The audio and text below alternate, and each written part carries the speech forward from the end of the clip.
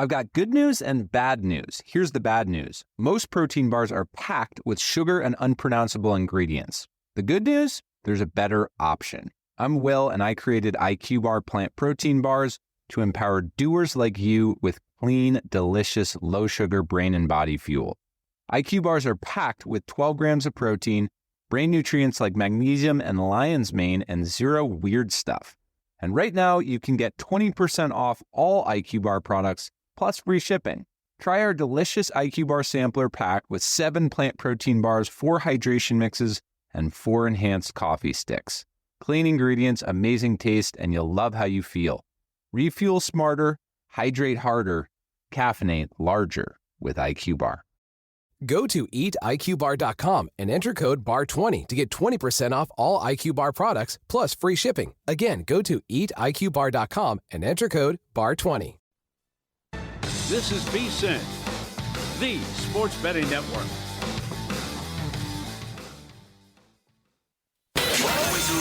Follow the money. That's what I always say. You always follow the money. Yeah. This is Follow the Money with Mitch Moss and Pauly Howard on VSiN. Here we go. It is Follow the Money on VSiN, the Sports Betting Network. Mitch Moss, Pauly Howard with you. We are live in downtown Vegas from the Circa Resort and Casino. Busy 3-hour program lined up today. A lot of guests. We have a lot of games to get to tonight in the NBA, the NHL, and college basketball. Mike DeCourcy, college basketball in 30 minutes. A lot to discuss there with him. The Darren Peterson situation, Miami of Ohio, what happens if they actually lose, maybe in the conference tournament. Paul Stone, the defending college basketball contest winner here on VSiN. That begins this weekend. He's on the show in an hour. Dan Leberfeld, we'll talk some NFL with him. Jets Whispers. Jonathan Davis on the very elongated NHL schedule tonight, and Steve Witz with best bets in soccer. How about that? Anytime that it scares me a little bit that you want to overhype something or, superstition sets in, whatever. So our producer, Luke, pops on the program yesterday for the first time in a long time, and the first time since the beginning of something that he is calling the angle in college basketball that he really started to put together back in late January. It was 35-10. Last 45 plays. He gives out 2 more plays that fit the angle last night. Whammo. 2-0, but it was not easy. So 37-10 last 4. Can you believe this? Rocking chair. Come on. What are you talking about? Oh, I got all the details, Pauly. Yeah, Marymount down 15. Incredible. They come all the way back and get it done. And both games were an incredible sweat. Both teams were down big and epic comebacks. Talking to our guy, Jordan Scott, because he likes to buy 1.5 or 2 maybe on a game. If you would buy 2 points on every play Luke has given out, you're 42-4. Wow. If you want to, or, you can throw these in teasers, whatever. But that just shows you how these closies have been in the sweats. And to hit 8 in a row, and now 79% overall, but to hit 8 in a row and every single spread has been plus 1.5. Well, but how about this then, too? Let's say that the projection sites were right and the betting market would have agreed with them last night and the winning teams would have been favored. They don't cover. Both teams won by a point. Mm-hmm. So if they were laying 1.5 or 2, those are losing bets against the spread. But somehow, some way, here's what happened. And now we have, this is awesome, members of the Follow the Money Army, part of the Luke DeVasta Brigade as well on X. They're watching all these games. I mean, really rolling up the sleeves here and getting dirty. But Charlotte was down 10 in the second half. They won the game on an offensive rebound, and a free throw shooter went to the line who is shooting 60% on the year, swishes both. This is from Andrew. He watched the entire thing. North Texas, bad three-point shooting team. They went bananas from deep, and they blew a dunk that put him up. That would have put him up in the game. Missed a dunk. Now, this is not going to go, I don't even know how many more games we're going to have for the rest of the year. It's certainly not going to win every single time, but... Why not? Well, enjoy it while you can. Let's hit 15 in a row. Okay. Maybe you can do this, and I like the play tonight. Eastern Washington's won 6 in a row. Again, it's plus 1.5, and they're coming off a nice win where they beat Portland State, who's number 1 in the Big Sky. Mm-hmm. So let's keep rocking and rolling here. And this is phenomenal work. The other game was Loyola Marymount, trailing by 15 at halftime. This is a tweet from 2019 Beat Cancer. Congratulations, by the way. That's outstanding. So LMU was up 66-63 with 7.5 seconds left. They had a guy going to the free throw line shooting 37% on the year, 10 of 26 on the season. And as he tweeted, front end of the 1-and-1, he missed a free throw so badly that he banked it in. And they eventually won by 1. Yeah, I mean, this is like something. I mean, great in play too.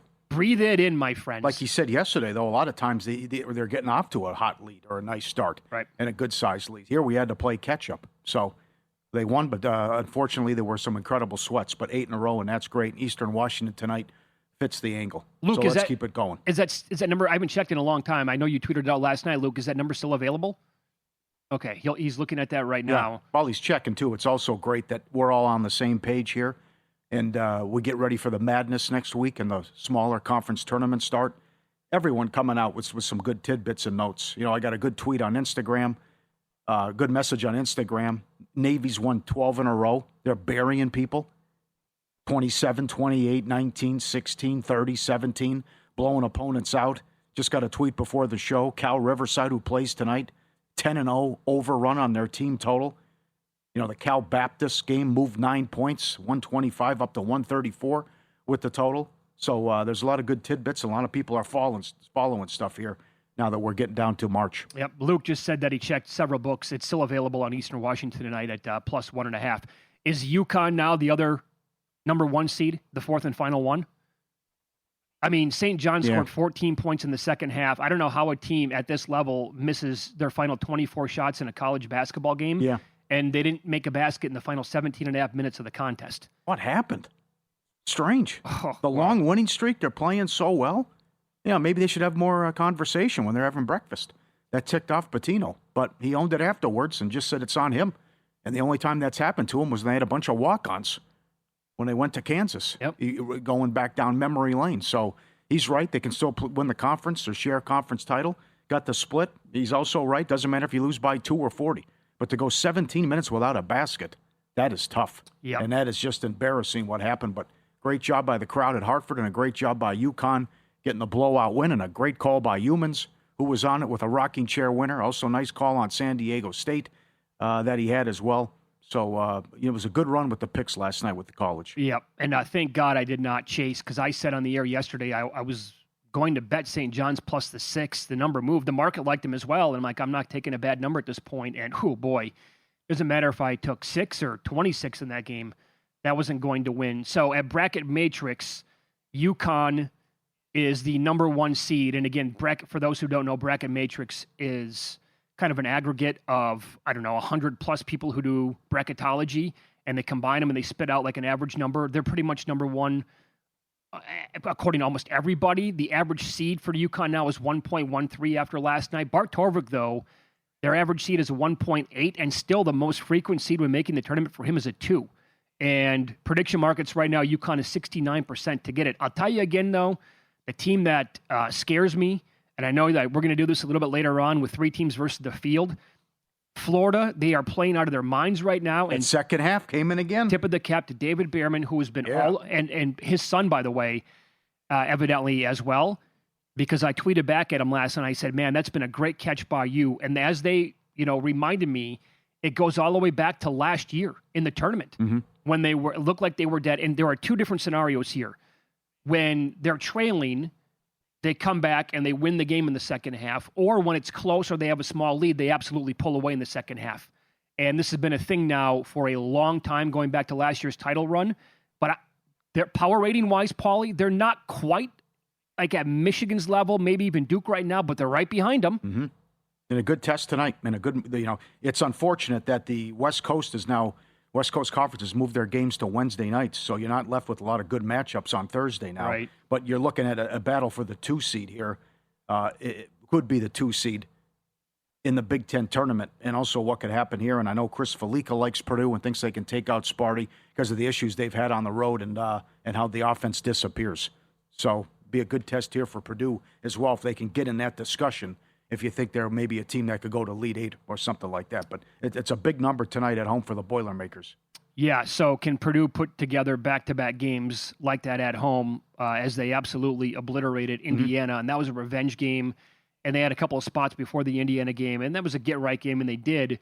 And now can they put together like 2 A-plus performances in a row? This number's up to 8 at some books.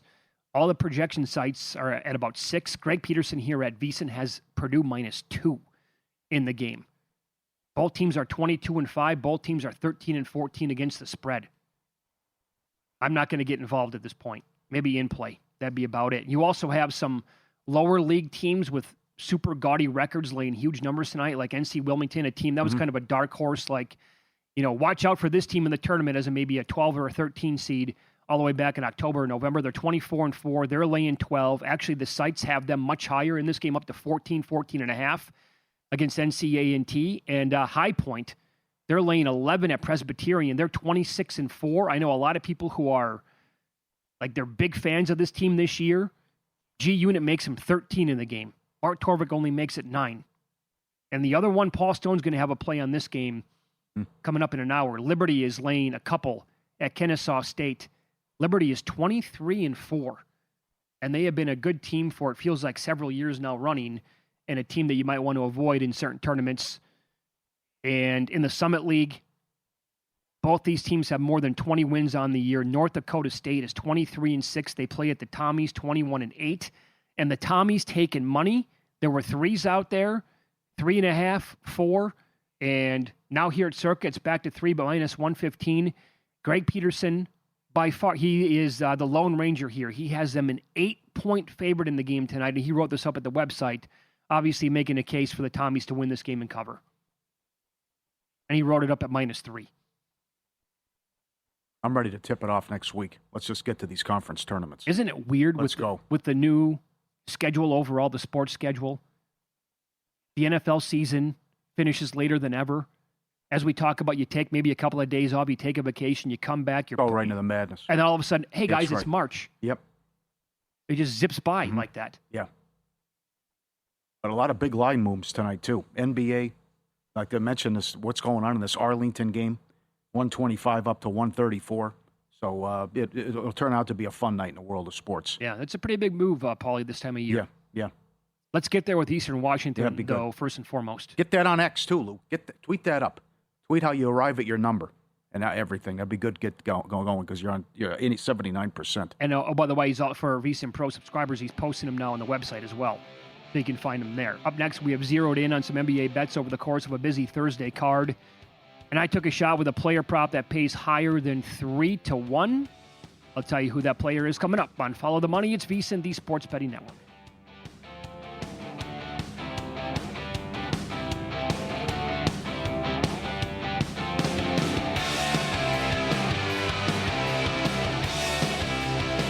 So you're listening to this podcast because you want an edge. But what if I told you you're only halfway there? You've got the mindset. Now it's time to get the toolkit to match. Here's the thing. Pro bettors spend thousands on data and tools, but what they don't want you to know is you can get the same edge for a fraction of the cost with VSiN Pro. With VSiN Pro, you get access to expert picks, public betting data, prop projections, powerful tools, analytics, and more. Tap the link in the description and see why thousands of bettors are already using VSiN Pro to cash more bets.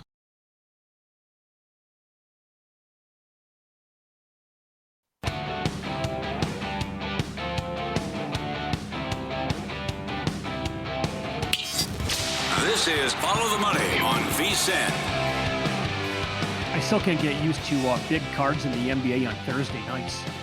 After how many years of having like 2 or 3, that's it, and the marquee games being on TNT. But here you go tonight with a busy card overall.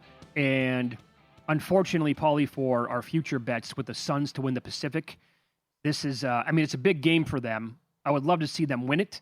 But without Booker, without Brooks, this team has not. They can't get 80 points in a game lately, and now they're catching 6 to a Lakers team that's going to have a full complement of players tonight. But I'm pretty confident the Lakers go there and win this game, just based on the last couple of games where Phoenix can't put the ball in the hoop. Yeah, it's been tough for them, and the Lakers coming off a bad loss against the Magic, and a rough homestand that Ayton said we're surprised by how poorly we played at home. It's starting to where you're going to have to face the reality here where maybe they could beat the Rockets, but it's hard to envision. You're looking at a 7-game series, and the Lakers are going to beat Denver, San Antonio, OKC, someone like that, maybe Minnesota. But you see their record against the top teams, and these are just alarming numbers, and this will be getting a lot of run. how their numbers are fantastic when it's Luka and Reeves, but when the big three are on the floor together, no good. And when it's just Luka and LeBron, they've been outscored, and it's a disaster. Here's Brian Windhorst on the conundrum that the Lakers face. Big issue. Their big issue is so Austin Reeves came back about 8 games ago from his injury. Luka missed some time in there, but when Luka, LeBron, and Austin Reeves play together, they're just not a good team. And I mean, they've been leaning on the fact that injuries over the last 2 seasons have prevented them from really having a lot of time together. But the data is just the data, okay? When Austin Reeves and Luka Doncic play together, when it's just the two of them out there, the Lakers are an excellent team. When all 3 of them play out there, they're not. So it's actually a 20-point difference. If you look at every 100 possessions, if it's just Luka and Reeves, or it's the 3 of them, there's a 20-point spread between how the Lakers play over 100 possessions, okay? I could go more into the detail. That's just the way it is. They're one of the worst offensive teams in the league when those 3 guys are out there together. And that's crazy. You say, how can that be? These 3 guys are all scorers. The problem is they all relatively do the same thing. They all need the ball in their hands. And they've worked on it. LeBron's worked off of the ball to learn how to play off the ball. The 3 of them don't work well together. When it's just LeBron out there by himself, guys, they're a very good team. When it's the 2 of the 3, they're a very good team. When the 3 together, they're a bad team. They were a bad team offensively during this homestand. Wow, that's shocking. That's what the issues Redick faces too, and how he's going to try to do this and adjust moving forward. I mean, we're almost into March. You want to have the conversation with LeBron about coming off the bench? I'm here for it because the numbers are good when it's just him. You think? But when he didn't get into it there, but when it's Luka and LeBron, because Reeves was out missing that time, it's a disaster too. Yep. Here are the numbers, and this is from Underdog NBA. When you remove low leverage spots in the game, with all 3 on, an offensive rating of 110.6, defensive rating 118.5. That is a negative 7.8 net rating. With Luka and Reeves on the court and LeBron off, offensive rating 126.4, defensive rating 108.5. The net is plus 18. It's not even close when you break down all those numbers. Yeah. Live betting angle then, when LeBron goes off the court and the other 2 to get involved with the Lakers, and then when he comes back on, go the other way. Yeah, I can't try to catch the middles here. Yeah, and even though the Suns have had their issues, it's hard to recommend an under, because the Lakers' defense has been so bad as well. That's the light game, along with Minnesota and the Clippers. Good write-up today, as always. VSiN.com. Makinen. The dog is on a 9-1 run, and the under is hit 9 of the last 10 head-to-head. Clippers and the Wolves. T-Wolves up to 7.5, though. Kawhi may not play. So they haven't played since Sunday, and they don't play again until, I think, this coming Sunday. How is he questionable? Who knows? And this was 5 all the way to 8, so that would tell you that probably not going to happen. Yeah. You want to get involved with Benedict Mathurin props. It's 20.5. It's come down from 21.5. His last 3 games, 38, 26, and 21 points. The minutes have gone down from 34, 32, and 30. The shots have been there, though, 16 plus in every single game. And the free throw attempts, if you go back in reverse order, 13, 14, and 7 free throw attempts. Is he going to get to the free throw line 10 times tonight? Like, if Kawhi doesn't play, do we like him more? Because then he'll take 20 shots probably in the game? Yeah. Yes. I'm also strong. I can't believe the Mavs are laying this, but it shows you how bad the Kings are and that Westbrook's out. But Dallas is sitting a ton of guys as well. So to me, again, Middleton got hurt in the last game, but he's been upgraded to probable. But this is all about Marshall and Bagley here for Dallas tonight with player props. I got to play on this. And Bagley as well has really played well in cleaning the boards for the Mavs. Klay Thompson is on a 6-1 under run. He's busy with the birthday with Megan Thee Stallion. 6-1 under run with the points prop. So I would think it's Bagley, and again, Marshall's playing well. But all these other, Gafford, all these guys are out for the Mavs. Someone has to score it. And you got a total in the 230, so a lot of guys are going to eat. Right, so here's the deal, right? And I went back and looked at recent games involving Sacramento and where they're getting killed. Now, it's basically by every position, but the main position, like Şengün last night had a triple-double, 26, 13, and 11. Wemby the other night, surprise, 28, 15, and 4 blocks. Banchero had 36 assists and 5 boards. Jaren Jackson, before he got hurt, had 23 points. Jared Allen, the game before that, 29 and 10. So you look at Bagley's last 3 games, 15 and 13, 12 and 11, 22 and 5. I played over 23.5 points of rebounds, minus 114. They're getting absolutely mauled by big guys every single game, and you take out, again, Washington, Flagg, and Lively tonight? There you go. Had to do it with him. Yep. I like the Bulls game over. No Avia, but Portland and Chicago have been horrible defensively in the last month. Bulls on a 1-13 straight up run and 2-12 ATS. It's 234, but it's going to be like a pickup ball tonight in Chicago. And how about our guy Kuminga? He's relatively low with his points prop tonight. Jalen Johnson's out.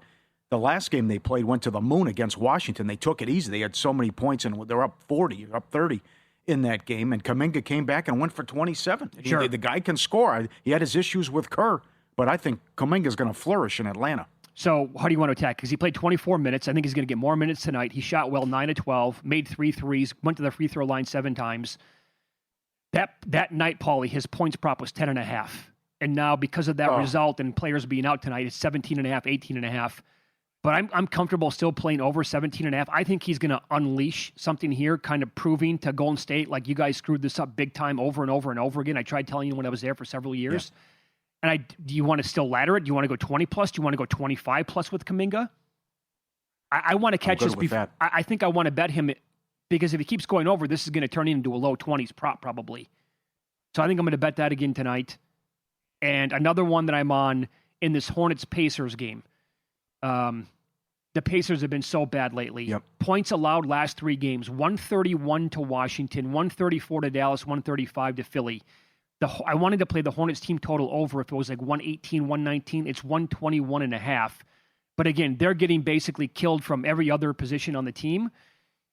I didn't really pick my poison here. Like, do I want to go with Brandon Miller, LaMelo Ball, Kneppel? So what I did is I looked at who's actually producing for Indiana in their games. Well, Jarris Walker in recent games, he's had 19 and 14, 12 and 12, 18 and 9, and 8 and 10. He's had 2 double-doubles and 2 near double-doubles in his last 4 as he's getting more playing time. Siakam is doubtful in this game tonight. Nesmith and Zubac are both out. So it pays about 3-1 or a little bit better for a double-double, but I played 10-plus points and 10-plus rebounds because it pays higher, and he's not going to have 10 assists. So that pays plus 333 with him tonight. I think he's going to get probably 32, 35 minutes in this game, and with more players out. Yep. Okay. Got a Malinsky special. The Magic return home after a week trip out on the West Coast. Houston's laying 3.5, and the Pelicans open 1. They're up to 7. As Utah's playing games and sitting everybody again. 244.5 the total. The Jazz are doing it the right way as far as tanking. Everyone's sitting. They have the worst defense in the league, and they have the second fastest pace. We talked about with our guest about a week ago. About that's how you do it. You play fast. You don't play defense, and that leads to your losses, and certainly helps you sitting everybody in a big move in that game. Yeah, I actually with that Malinsky special in mind, my first approach was going to be to look at Houston in this game, and then you look at their schedule. Now, they played some weak competition, but this is a back-to-back for them on the road in Orlando tonight. Hello. But this is their 3rd game in 4 nights. So I don't know what to do with the number here. You saw the Celtics ran out of gas. They certainly did. Yep. They were right there with Denver the entire first half, and then, what happened in the second half in altitude? Mm-hmm. Desmond Bane's been great lately, by the way. But his prop is now 19.5 in that game tonight. He's been hitting a lot of threes. Finally, it took him long enough here. Yeah. I don't mind Middleton props, too, that he's back and is apparently good to go.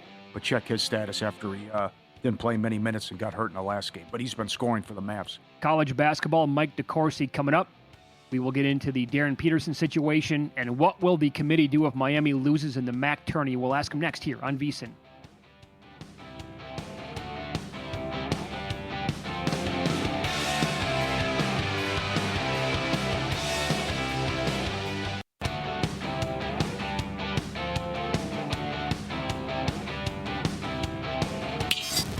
This is Follow the Money on VSiN. Heavy college basketball here. Been a big fan of this guy for a long time. Has done a great job covering college basketball for several years. Mike DeCourcy joins the program here on the Progressive Guest Line. You can follow him on X at TSN Mike. Pleasure as always to talk to you, sir. Thanks for the time today. How are you? I'm doing very well. How are you guys? Really well. Good, sir. UConn had a hell of a performance last night, and what they did defensively to St. John's was incredible. I want to ask you this about the team. Because we heard, and we said this as well, like maybe some concerns about the team long-term this year in the tournament. They've been kind of underwhelming throughout the year. Did you have any concerns going into the game last night, long-term with the Huskies? And then, obviously, how did that change overall? No, I think there are things that I wanted to see get better in order for them to do their best in March. And I think, for me, it started with Braylon Mullins, who I think is a terrific talent. And they give him a lot of freedom. For a freshman in a veteran-dominated team, they give him a lot of freedom because he's a game changer. He's one of those guys that can get 25 points and do it without a lot of help. Maybe a screen here or there, of course, but in terms of getting his own shot and manufacturing points when teams are really defending well. And that's, to me, was the one thing that I wanted to see more consistently. And Braylon was injured early, was injured in the middle of the season, his rhythm's thrown off and all of that. And I think I wanted to see that. But the fact that they weren't really super inspired by the Big East this year, I get it. I mean, they have guys who've won 2 national championships, guys who played in elite conferences where every game was really difficult. And it just hasn't been the case for the Big East this year. And so it got them a week ago or so when they lost at home to Creighton on the eve of the Villanova game, which was really important to them. And you saw how they responded to that. And of course, the St. John's game, they wanted to get St. John's back for the Garden performance. And they got him back for that, and goodness knows how many other things that maybe St. John's looked at him wrong once upon a time. Yeah, no kidding.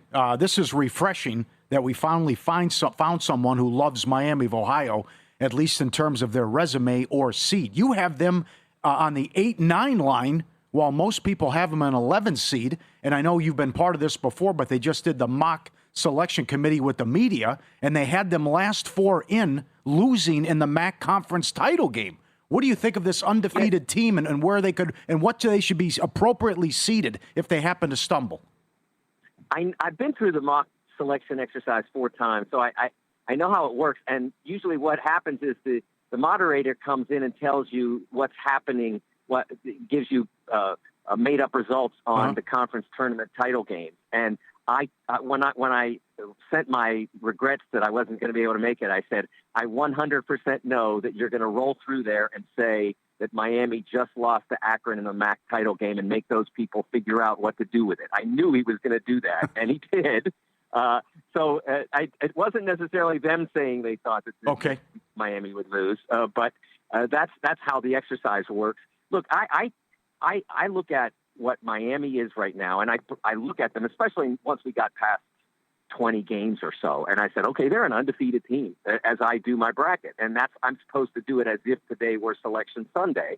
And an undefeated team, there has not been an undefeated team since they started seeding that was undefeated at the end of the regular season.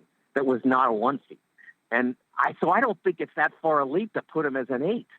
And you look at their resume metrics, the WAB, the wins above bubble, the strength of record, KPI, those all say basically 8 or 9.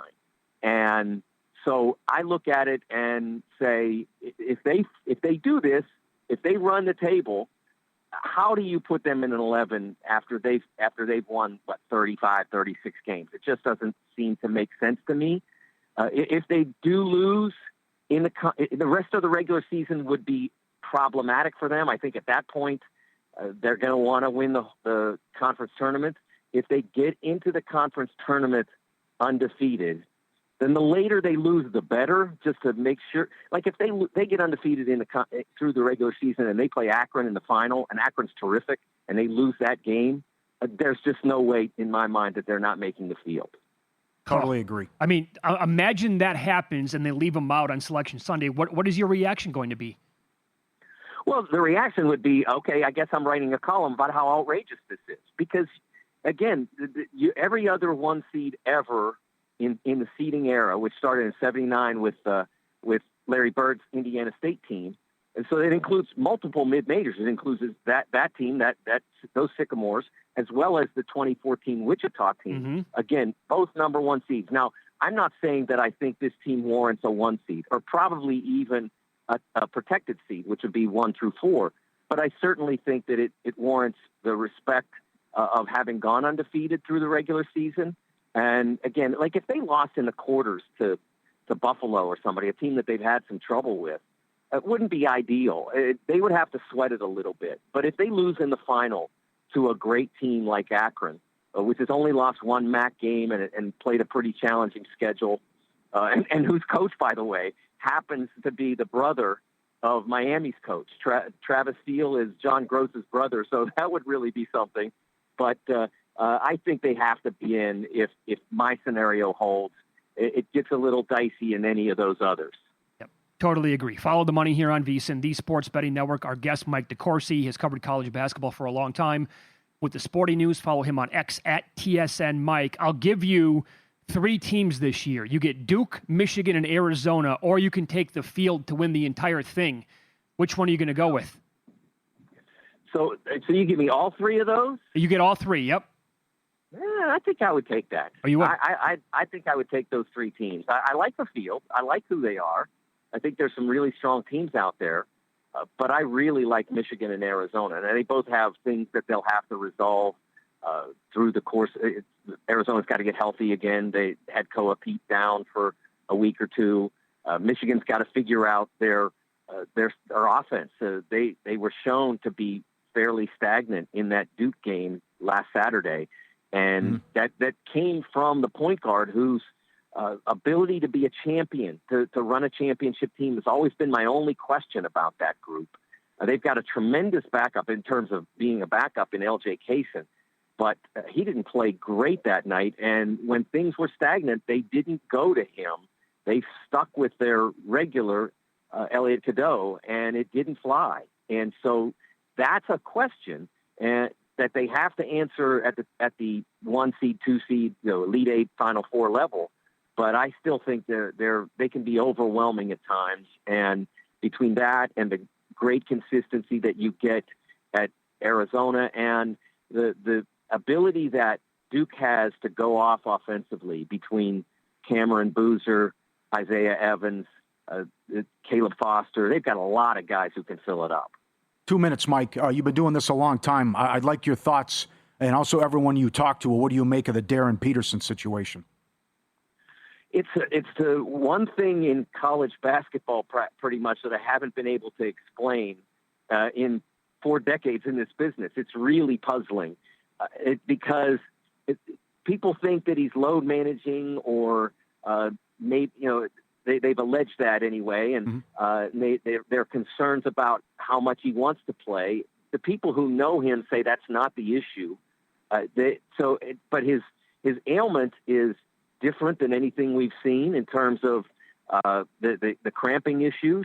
And the fact that when he does cramp, it's not like they say, okay, well, sit over here and we'll ice you up or do whatever. He just stays on the bench and doesn't seem to be aggressively trying to get back in games. And so it's different than anything we've seen, but it's the one thing that can prevent him from being the number 1 pick in the draft. It's the only thing, because his ability is as great as I think A.J. Devonta is, and I love him as a player.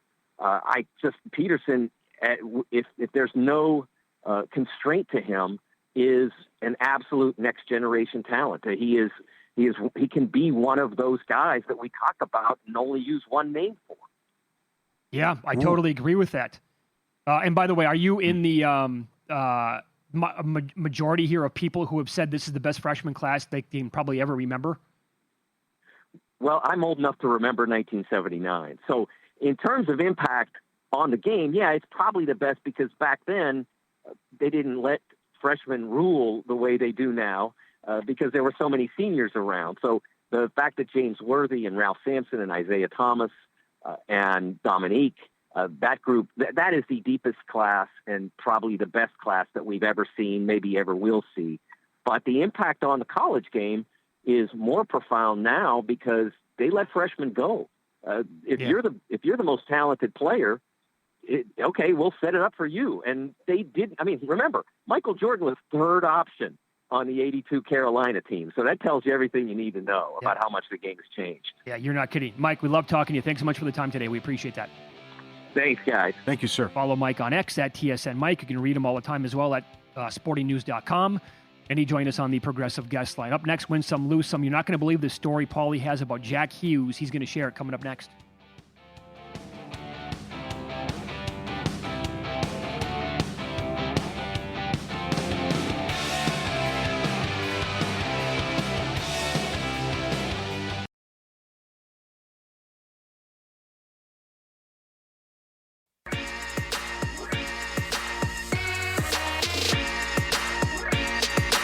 Win Some, Lose Some is sponsored by the Sharp Plays.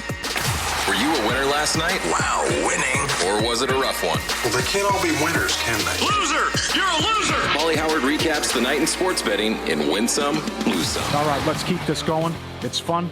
It's 8 in a row, and there's a play tonight with Eastern Washington. And our producer, Luke, I retweeted his explanation on how to look for and find the angle.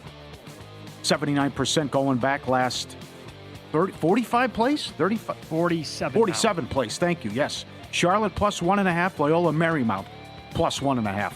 Keep it going with the angle. Oregon plus 250 on a money line. Oregon State 3-1. Cal plus 190. Florida second half again.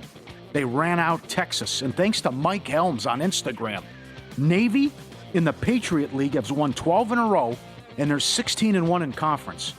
Their wins going back 27, 28, 27, 16, 9, 15, 16, 8, 30, and 17 points. Because you guys aren't talking about it. I'm just cashing Navy tickets every night. Hold on, I'm going to check right now. Like, do you know what they are against the spread on the year? I haven't looked, no. Okay. But, I mean, they're the class of that league, so they're going to be high numbers, but it certainly doesn't look like it matters with those scores. Also, thanks to a viewer who sent it in, they're in action tonight at 65.5.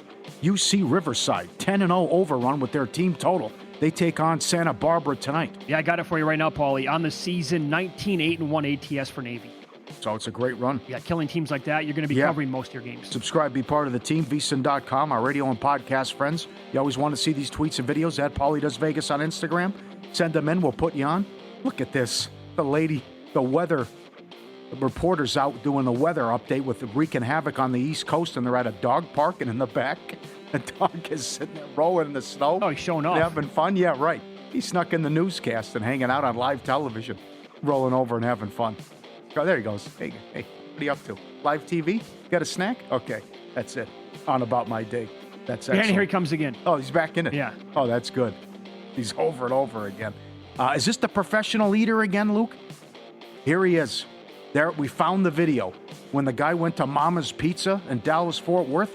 Here he is stacking up the donuts. I can't even look at it. I know he's eating like 4 at a time. He's stacking the donuts like a sandwich and putting them down. And he ate. He went to the local, like we talked to the guys from Dallas. They've never seen the pink box donuts. They're so big.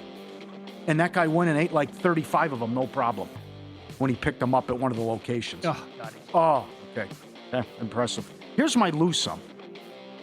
Devils played last night. Jack Hughes back. After the game, I don't know where the golden goal is. I don't know who has it. I don't have it. How is that possible? I remember one of the first things. Now, it's not on him, no doubt. He's just, I can't believe we won. We won the gold medal. He's going to celebrate with his teammates. It was like Valvano with NC State. You're looking for someone to hug. But when the Cubs won the World Series, what I remember is Anthony Rizzo put the ball right in his back pocket because he knows what that means. But nobody knows where the goal is and how much memorabilia is worth now? So, first of all, I mean, who do you blame then? You can't blame a single player. I agree with what Darren Ravel tweeted, and he's in this business. And someone has to have that. That needs to be one person's job. An assignment. On the team. Once it goes to overtime, it's like grab the puck once we win. That's an assistant of an assistant, whatever, right. Sort of coach Stick or whatever. Guy, I don't care. Right, it could be the water bottle guy, doesn't make a difference. Like if that goal is scored, your job is to go on the ice immediately and get it. And tell the referee, too. I mean, tell the ref to go grab it out of the back of the net. I never thought about that with a hockey puck. Like, what is something like that worth? Yeah. After all the excitement and what's going on? You know what? I'm going to Google that right now. Like Sidney Crosby's golden goal in 2010. Did that ever sell? Yeah. And this is bizarre. banned for life by the NBA for gambling and awaiting sentencing after pleading guilty. Jonte Porter signed with an upstart pro basketball league, the Seattle Superhawks. They play March 7th. People were shocked by that, myself included. No doubt. And bad for the books. Pistons 5.5 up to 10, won by 8. And the Bucks didn't need the points again, from 9 down to 3. Won outright. Kevin Porter goes over again. Yeah, I did What it a again. story. I wish they played every night. How fun this is right now. College Hoops Grind is where real bettors find their edge. Dozens of games at night. Constant line movement. Opportunity for those who know where to look. Powered by advanced AI and connected insider sources. Sharp plays highlight sharp action, key numbers, and market shifts before the public catches up. Free reports, alerts, logs, and transparent results since 2011. SharpPlays.com. Trusted by pros. Monitored by the books. AI plays are crushing it. Get the Robinhood selections and all the great tweets. SharpPlays.com. Own the boards for Mark Sharp Plays. Okay, so with Crosby's goal in 2010, same thing happened. The puck was initially lost in the chaos, causing a vanished scare, but was quickly located and secured by the International Ice Hockey Federation for the Hockey Hall of Fame. It is not on the open market, but people have speculated that experts have chimed in saying that it could fetch millions of dollars. Others are saying it would be $500,000 to, oh my God. Okay. So ranging between $500,000 and $5 million. Sure. So again, you have no idea what something is worth until somebody's actually going to plunk down the change. Everyone's got a price. Sure. I'm asking $80,000. I'll give you $2.2 million. No my kidding. God, of course. No kidding. You never know with that stuff. And it's hot right now. The Pokemon card, the Honus Wagner, that goes for $5 million. Same card went for $1 million. Yep. 5 years ago. That's right. I do have some news tonight in the NBA, and the reason why that Minnesota Timberwolves number has ballooned up since we came on the air. John Collins is out. Laceration in the neck. That sounds awful. What? Yeah. And Kawhi Leonard also has been ruled out. So there you go. Now T-Wolves up to 8. You know what? This T-Wolves team, they are so tricky to... Actually, they're not. When they play good teams, that's when you want them. Mm-hmm. In a spot like this, maybe it's actually worth taking the Clippers, who have actually been pretty decent. I know there's no Kawhi. You know what? I got to look. What's Mathurin now? Mathurin's going to take 25 shots in this game tonight, potentially. Yep, damn right. Like that. There's a couple games like this where so many guys are out. You can only look at... you have to look at Marshall for Dallas. And you got Bagley, too. And Bagley, yeah. Have to look at Bagley. But I know, but if a guy goes off, though, I would think... I'm talking like 30 points. I got you. 25, it would be Marshall, but certainly you're right with Mathurin and how many shots he's going to take. And then the Kuminga thing's wild, too. Oh, there you go. If he goes over. How high is it? Too high? So I'm looking right at the screen today, and Mathurin was 21.5. I considered it. Then he went to 20.5. I'm like, that seems reasonable. And then I never bet it. And here you go. Now he's at 23.5 or 24.5. Not going to bet it now, but that guy's been on a tear the last 3 games. Well, I'm glad we brought this up yesterday, too. The other news, the Colts have given permission to Anthony Richards to find a trade partner. The Vikings apparently are interested. Oh, AR on the Vikings. What do you think? Man. What do we do with this guy? I don't know. Well, I mean... Interesting, right? How about the Colts willing to punt on him already? I know. What a horrible... Unless they know something. That's what I was just going to say. But he's been in that building for years. And how that fluke injury and missed last year. And it's that you're right to punt this quick on a top 5 pick. Okay, well then, so if you're the Vikings, that was one of the first teams that came up, right? Yes. In the rumor mill, so to speak. There's no way he would start over J.J. McCarthy. Absolutely no way. But he would be a potential backup. I mean, under the pretense, I would think that McCarthy would either get injured, or if he's horrendous yet again, then they could go to him out of relief, But then also, if they go get Anthony Richardson, that means they're not going to get anybody else. This team's too good. Yeah. If you can do better than that. You can absolutely do better than that. Uh-huh. So that would not be the right spot. Also, where is he in the pecking order of available quarterbacks? Certainly not. I mean, again, we don't love Kyler Murray, but come on, let's get real here. And you got to say that Malik Willis would certainly get a better contract than he would, or a better chance to actually start games on a decent team. You want to trade for Mac Jones? That's also out there. The 49ers think that could happen. And he had some good moments with the Niners last year. And Shanahan fixed him. Now how much of that was actually playing with Shanahan? That's right. But if you love KOC, if you put him in Minnesota, maybe he can put up good numbers too, and he has weapons. Well, you would certainly rather have Mac Jones than Anthony Richardson if you're the Vikings. Yes. So if they were to deal for Mac Jones, does he instantly become the starter over J.J. McCarthy? I think he's got to be the favorite to win the job. Yeah, open competition, though. I think Mac Jones in Minnesota actually could be pretty decent. Because, I mean, last year, now they got it wrong, obviously, by letting Darnold go, but I still can't, in my head, get out of what KOC has done with previous quarterbacks. He's the guy who resurrected Sam Darnold. He's the guy who almost made it work with guys like Josh Dobbs. And Kirk Cousins was putting up insane numbers with that team. They have the weapons. So I think if Mac went there, I think going from Kyle Shanahan to KOC would actually be a pretty good move for that guy. And I would make him more than 50-50 to start week 1 next year. Because these are the names we're throwing out. This is why Mitt Willis is going to get so much money. I know. Because everyone wants Willis, it's That's going with the to rumors. That is completely dependent upon where he lands if I think it's going to work. Yes. As we said yesterday, Miami, absolutely no thank you. Other spots, Atlanta? Okay. I'm intrigued by that. Yes. Yep. Paul Stone on the program next, defending champion in the VSiN College Hoops Invitational. He's got some plays tonight on a tricky Thursday card. Find out which teams he's betting next here on VSiN.